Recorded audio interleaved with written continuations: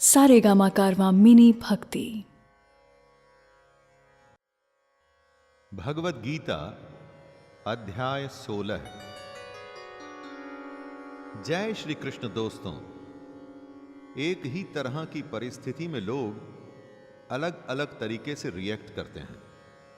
अगर किसी को मदद की जरूरत है तो कोई आगे आकर मदद करता है और कोई नजरें फेर भी लेता है।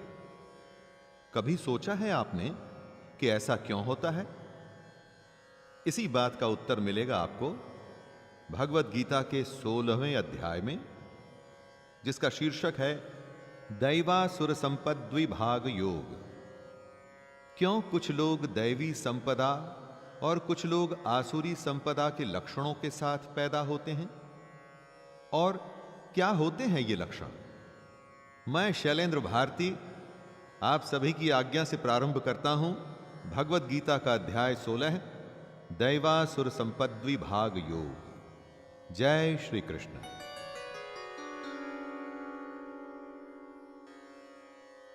श्री भगवानुवाच अभयं सत्त्वसंशुद्धिर्ज्ञानयोगव्यवस्थितिः दानं दमश्च यज्ञश्च स्वाध्यायस्तप आर्जवम्।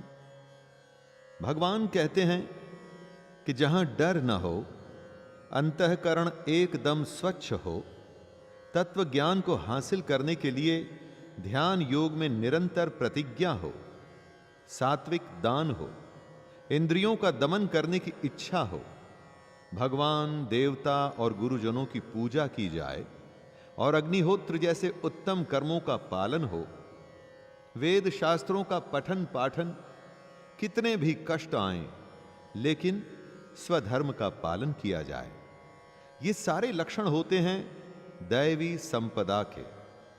संपदा का अर्थ वैसे तो धन, दौलत और ऐश्वर्य होता है दोस्तों, लेकिन दैवी संपदा के गुण हमारी दुनिया की संपत्ति से बिल्कुल अलग होते हैं।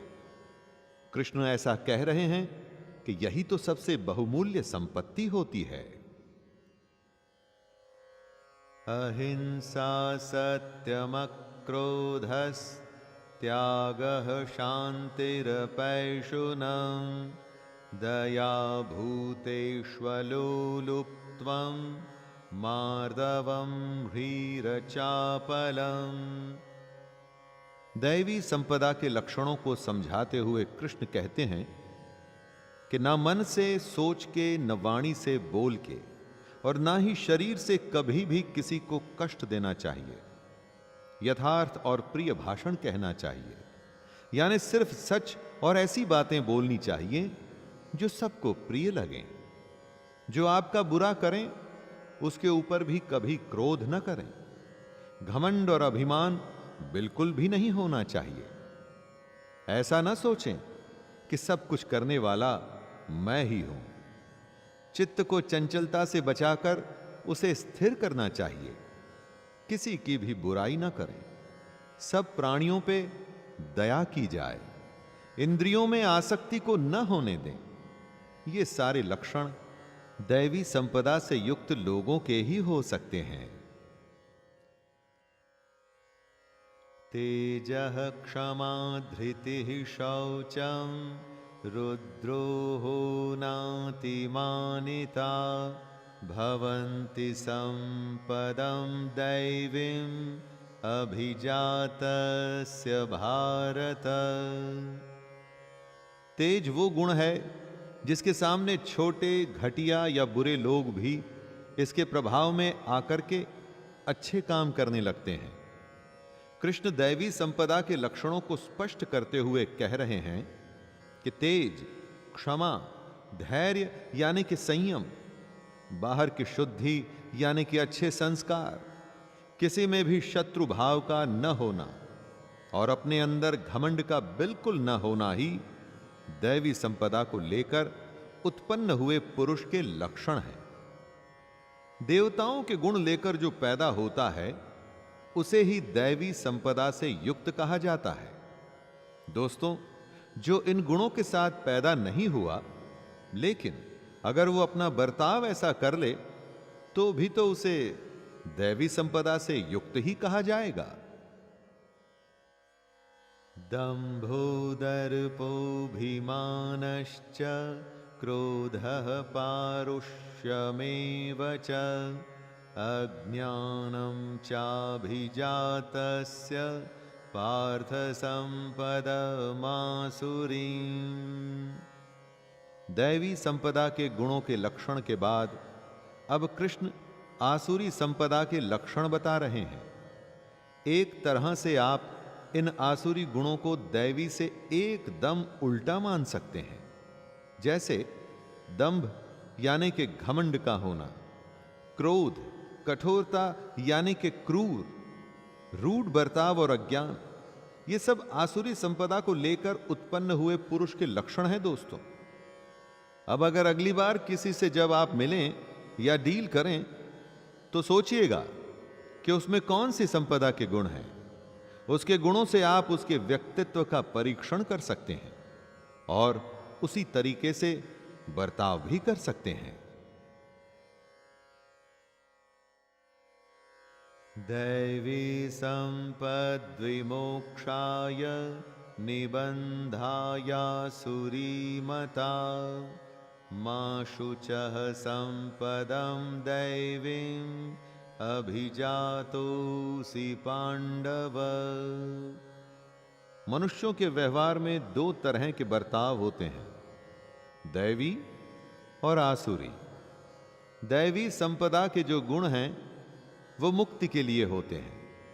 अगर उन गुणों को आप पालन में लाते हैं, नियम से इन गुणों को अपने जीवन में उतारते हैं, तो इसका अर्थ है कि आप मुक्ति की तरफ बढ़ रहे हैं। लेकिन आसुरी संपदा के गुण बंधन के लिए माने गए हैं। बंधन किससे? इस दुनिया से। कृष्ण कहते हैं, हे अर्जुन, तू शोक मत कर, क्योंकि तू दैवी संपदा को लेकर उत्पन्न हुआ है।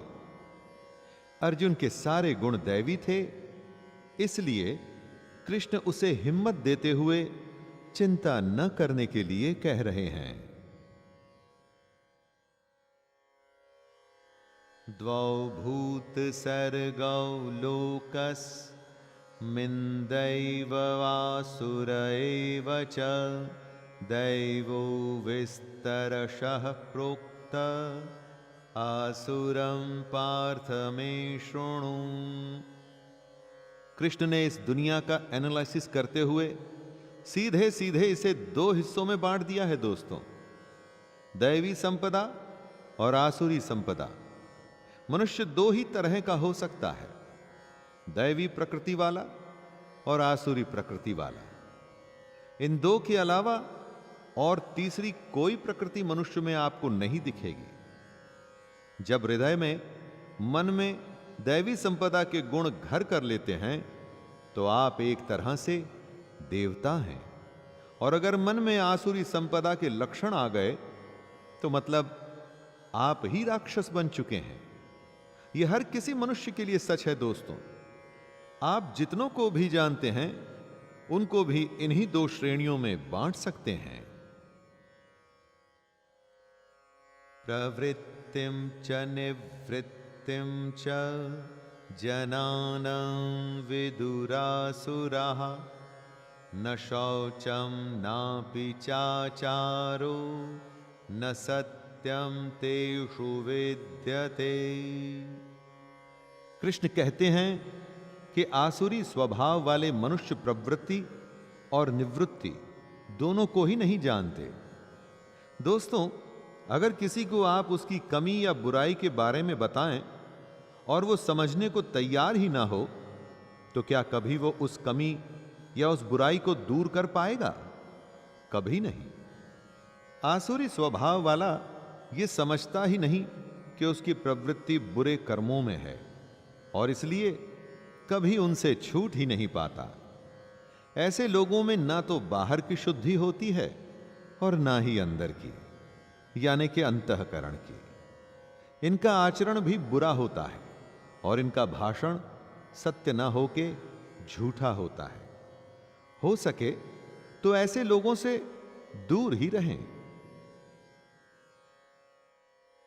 असत्यम प्रतिष्ठम ते जगदाहुरनीश्वरम् अपरस्पर संभूतं किमन्यत काम हेतुकम्।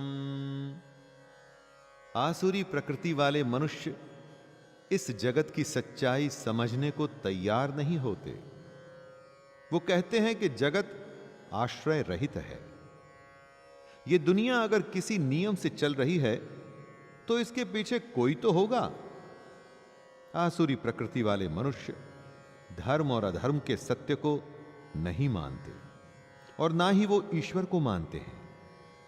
उनका तो मानना है कि संतान केवल स्त्री पुरुष के संयोग से ही उत्पन्न होती है और इसकी वजह सिर्फ काम है। जब धर्म अधर्म में निष्ठा नहीं होती, उसके बाद बेईमानी, छल या कपट करने से भी वो पीछे नहीं हटते। एतां दृष्टिमवष्टभ्य नष्टात्मानोऽल्पबुद्धयः प्रभवन्त्युग्रकर्माणः क्षयाय जगतो हिताः। दोस्तों, दैवी प्रवृत्ति कंस्ट्रक्टिव होती है, यानी कि रचनात्मक, जबकि आसुरी प्रवृत्ति वालों का रवैया डिस्ट्रक्टिव होता है। ये लोग बस नाश ही करते हैं। एक ग्रुप में कुछ लोग हमेशा ऐसी सलाह देते हैं जिससे हल निकले और प्रॉब्लम सॉल्व हो, जबकि कई सिर्फ ऐसी ही बातें करते हैं जिससे परेशानी और बढ़ जाती है। आसुरी लोगों में उनके मिथ्या ज्ञान, झूठी और गलत समझ उनके स्वभाव को नष्ट कर देता है और उनकी बुद्धि को भी मंद कर देती है। ऐसे लोग सिर्फ बुरा करते हैं और जगत का सिर्फ नाश ही करते हैं। काममाश्रित्य दुष्पूरं दम्भमानमदान्विताः मोहाद् गृहीत्वात् सद्ग्रहान् प्रवर्तन्ते शुचिव्रताः। अपने पैसे और शक्ति में चूर आसुरी हमेशा ऐसी कामनाओं में घिरे रहते हैं जो कभी भी पूरी नहीं होती। ज्यादा पैसे वाले को ही और पैसे चाहिए होते हैं, उसमें कभी भी संतोष नहीं होता। अपने आसपास आपको कितने ही ऐसे संपन्न लोग दिख जाएंगे जो सबसे अधिक बेचैन हैं। ये लोग अपने अज्ञान से मिथ्या सिद्धांतों को ग्रहण करते हैं। ये धर्म के सिद्धांत न मानकर अपने ही झूठे सिद्धांतों में खुश होते हैं और भ्रष्ट आचरण करने के बहाने ढूंढते रहते हैं। चोरी और भ्रष्टाचार करते हुए सबको पता होता है कि यह गलत है, परंतु फिर भी करते हैं।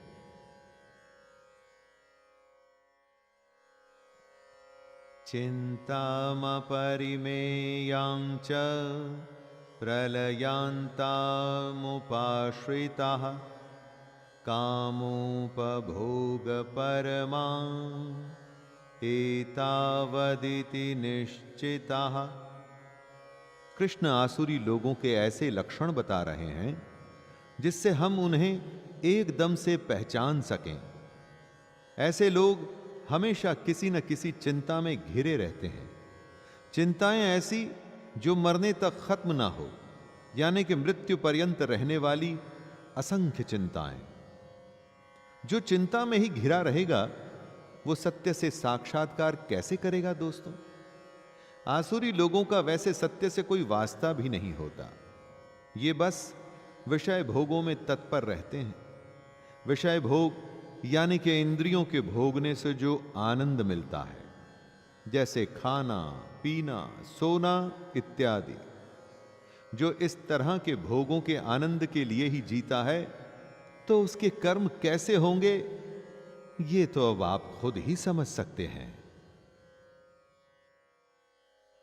आशापाशशतैर्बद्धाः कामक्रोधपरायणाः ईहन्ते कामभोगार्थम् अन्यायेनार्थसंचयान्।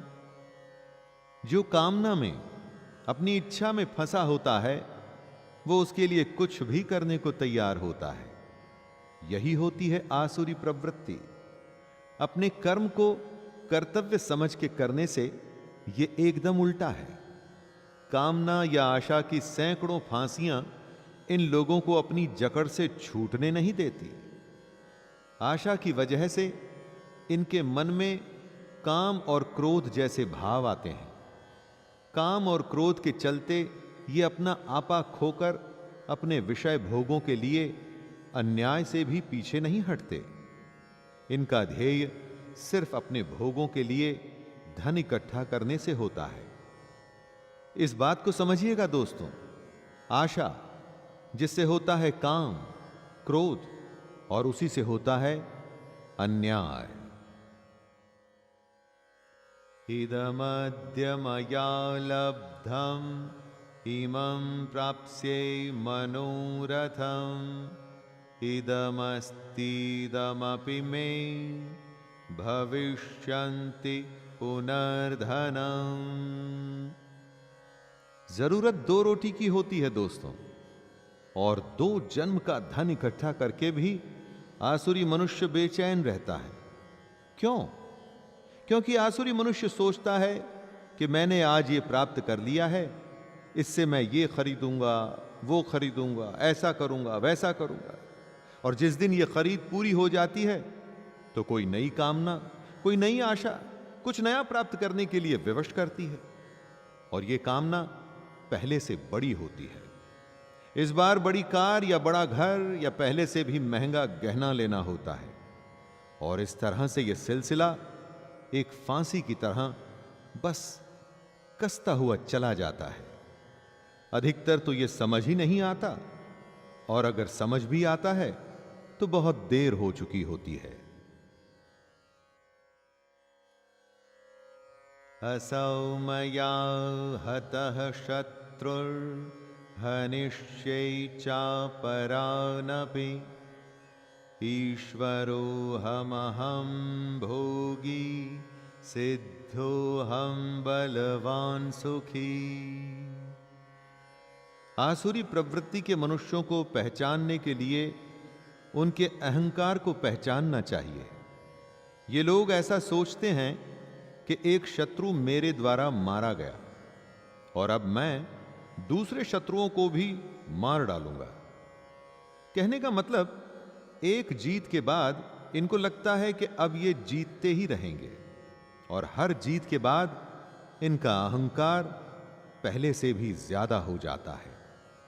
ये लोग एक तरह से अपने आप को ईश्वर समझने लगते हैं, क्योंकि ये अपने आप को ऐश्वर्य का भोगने वाला मानते हैं। इन्हें लगता है कि ये सब सिद्धियों से युक्त हैं, और ये अपने बल और झूठे सुख में ही जीते रहते हैं। आढ्योऽभिजनवानस्मि कोऽन्योऽस्ति सदृशो मया यक्षे दास्यामि मोदिष्य इत्यज्ञानविमोहिताः अनेकचित्तविभ्रान्ता मोहजालसमावृताः प्रसक्ताः कामभोगेषु पतन्ति नरकेषु च। अपने धन और अपने बड़े कुटुंब पर अभिमान करने वाले अपने सामने दूसरे किसी को कुछ भी नहीं समझते। अपने बुरे कामों को ये यज्ञ और दान से धोने की कोशिश करते हैं, और साथ में ही अपने आमोद प्रमोद में मस्त रहते हैं। इनका जो मोह है वो अज्ञान से पैदा हो रहा है। इनका चित्त एकदम भ्रमित है। अपने अज्ञान से पैदा हुए मोह से ये लोग कभी निकल ही नहीं पाते, बल्कि इसके जाल में और ज्यादा फंसते जाते हैं। और इसका नतीजा होता है महान अपवित्र नरक। अगर ऐसे आसुरी लोगों को लगता है कि वो बच गए तो ये उनकी भूल है। आत्मसंभाविता स्तब्धा धनमान मदान्विता यजन्ते नाम यज्ञैस्ते दंभेना विधिपूर्वकम्। कृष्ण ने कहा है कि अगर आपको ज्ञान हासिल करना है तो इस तत्व को समझना होगा कि हमारा यह शरीर क्या है, आत्मा क्या है और कर्म क्या है। लेकिन आसुरी लोग इस समझ से बाहर होते हैं। ये अपने आप को ही श्रेष्ठ मानते हैं। अपने घमंड, धन और मान के नशे में बस नाम मात्र के यज्ञों को करके इन्हें लगता है कि इनके पाप खत्म हो गए। जो शास्त्र विधि से नहीं होता वो पाखंड होता है। पाखंड से कोई क्या हासिल कर लेगा। हजारों साल पहले महाभारत के समय में ऐसे आसुरी लोग थे और आज की हमारी इस दुनिया में भी ऐसे लोगों की कमी नहीं है दोस्तों। अहंकारं बलं दर्पं कामं क्रोधं च संश्रिताः मामात्मपरदेहेषु प्रद्विषन्तोऽभ्यसूयकाः। कंस श्री कृष्ण से द्वेष रखता था। उसका क्या हुआ ये तो आप जानते ही हैं। कंस उस जमाने के आसुरी मनुष्य थे। वैसे ही आसुरी लोग हमारी दुनिया में भी हैं जो कृष्ण से द्वेष रखते हैं, और उनके इस द्वेष की वजह होती है इन लोगों का अहंकार, बल, घमंड, कामना और क्रोध आदि। दोस्तों, अपनी इन बुराइयों के कारण वो ना तो अपने अंदर उपस्थित कृष्ण को देख पाते हैं और ना ही दूसरों में मौजूद कृष्ण को देख पाते हैं। आसुरी लोगों की एक बहुत बड़ी पहचान है कि ये लोग दूसरों की निंदा बहुत करते हैं। दूसरों की बुराई में इन्हें एक अलग तरह का मजा आता है। तानहं द्विषतः क्रूरान् संसारेषु नराधमान् क्षिपाम्यजस्रमशुभानां सूरीष्वेव योनिषु। कर्मों का किया कहीं जाता नहीं। अच्छे कर्म हैं तो उनका फल मिलता है दोस्तों, और बुरे कर्म हैं तो भी उनका हिसाब किताब होता है। कृष्ण कहते हैं, मुझसे द्वेष करने वाले पापाचारी और क्रूर कर्मी नराधमों को मैं संसार में बार बार आसुरी योनियों में ही डालता हूं। दोस्तों, मरते समय हम अपने संस्कार अपने साथ लेके ही दूसरे शरीर में जाते हैं। यहां हम से मतलब आत्मा से है। जब हमारी आत्मा एक शरीर को छोड़कर दूसरे में जाती है तो अपने साथ सारे संस्कार ले जाती है। आसुरी लोग इसी वजह से बार बार आसुरी योनियों में ही जन्म लेते हैं। अपने जन्म के दौरान उन्हें लगता है कि वो बहुत आनंद उठा रहे हैं, लेकिन असल में वो कृष्ण के द्वारा दिए गए दंड को भोग रहे होते हैं। आसुरीं योनिमापन्ना मूढ़ा जन्मनि जन्मनि माम प्राप्यैव कौन्तेय ततो यान्त्यधमां गतिम्। जब तमोगुण की बाहुलता होगी तो स्वाभाविक है कि सतोगुण और रजोगुण कम हो जाएंगे। तमोगुण नीच योनि में लेके जाता है। आसुरी लोगों को कृष्ण बेवकूफ बताते हैं। ऐसे लोग कृष्ण को कभी प्राप्त नहीं होते। वो लगातार एक जन्म के बाद अगले जन्म में आसुरी योनि में ही जाते हैं और फिर उसके बाद उससे भी अति नीच गति को प्राप्त होते हैं, अर्थात घोर नरकों में पड़ते हैं। बुरे लोग कभी कृष्ण को प्राप्त करने की कोशिश ही नहीं करते। पैसा, मान और प्रतिष्ठा में ही अपना सब कुछ लगा देते हैं। जिसकी कोशिश नहीं करेंगे तो दोस्तों वो मिलेगा कैसे? त्रिविधम नरकस्येदं द्वारं नाशनमात्मनः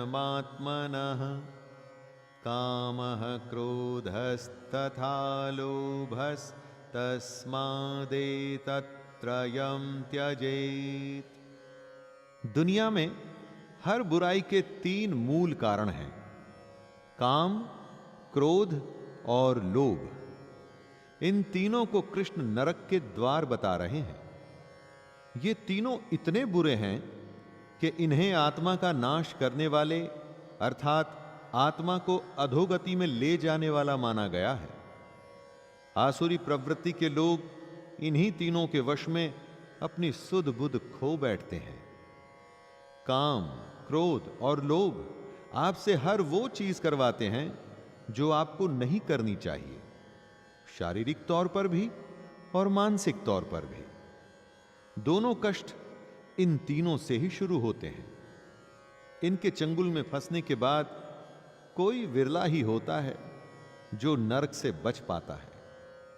अगर आपको अपना जन्म संवारना है तो दोस्तों इन तीनों को त्याग दीजिए।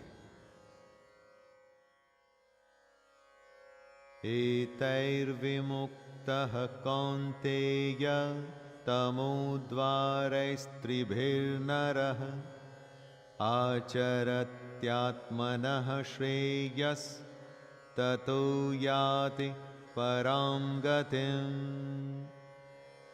काम, क्रोध और लोभ को कृष्ण नरक का द्वार बताते हैं। जो मनुष्य इन तीनों नरक के द्वारों से मुक्त होता है वो पुरुष अपने कल्याण का आचरण करता है। अपने कल्याण का आचरण से अर्थ ये हुआ दोस्तों कि अपने उद्धार के लिए कृष्ण द्वारा बताए हुए रास्ते पर चलता है और इसीलिए ऐसे पुरुष परम गति को जाते हैं अर्थात कृष्ण को प्राप्त होते हैं। आपको अपनी भलाई करनी है या आपको नरक में जाना है, यह निर्णय आपका है। कृष्ण ने दोनों रास्ते बताए हैं आपको। हर किसी को इन दोनों रास्तों में से किसी एक को चुनना होता है। यह शास्त्र विधि मुत्सृज्य वर्तते काम कारतः न स सिद्धिमवाप्नोति न सुखम न परां गतिम्।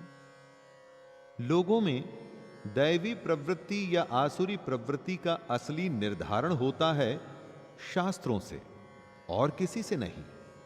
जो शास्त्रों का पालन करता है वो दैवी प्रवृत्ति का है, आसुरी प्रवृत्ति का नहीं। आसुरी पुरुष शास्त्र को नहीं मानता, वो शास्त्रों द्वारा कही गई सही विधि को त्याग कर अपनी इच्छा से मनमाना आचरण करता है। अपने घमंड में वो मनमानी करता है, जिस वजह से ना तो उसे सिद्धि प्राप्त होती है, ना परम गति और ना ही सुख। दोस्तों, मशीन या मोबाइल या कार चलाने तक के मैनुअल होते हैं। अगर आप उनका पालन नहीं करेंगे तो आपको मालूम ही है कि क्या होगा। अगर सही विधि नहीं अपनाएंगे तो कोई भी काम कभी भी सिद्ध नहीं होगा। तस्माच्छास्त्रं प्रमाणं ते कार्य व्यवस्थितौ ज्ञात्वा शास्त्रविधानोक्तं कर्म कर्तुमिहार्हसि। कृष्ण का सबसे बड़ा ज्ञान है कर्म को कर्तव्य मान करके करना और उसके फल की आशा न रखना। आप पूछ सकते हैं कि कैसे पता चलेगा कि हमारा कर्तव्य क्या है? उसका उत्तर है शास्त्र। शास्त्र सबसे बड़े प्रमाण हैं। शास्त्र बताएंगे कि क्या कर्तव्य है और क्या नहीं। शास्त्रों के द्वारा जिस कर्म की आज्ञा दी जाए वही कर्तव्य है, वही नियत कर्म है। इसीलिए कृष्ण अर्जुन को शास्त्र विधि से कर्म करने की सलाह दे रहे हैं। और ये शास्त्र क्या है? शास्त्र है भगवद गीता। दुनिया में ऐसा कोई प्रश्न नहीं दोस्तों जिसका उत्तर गीता में नहीं।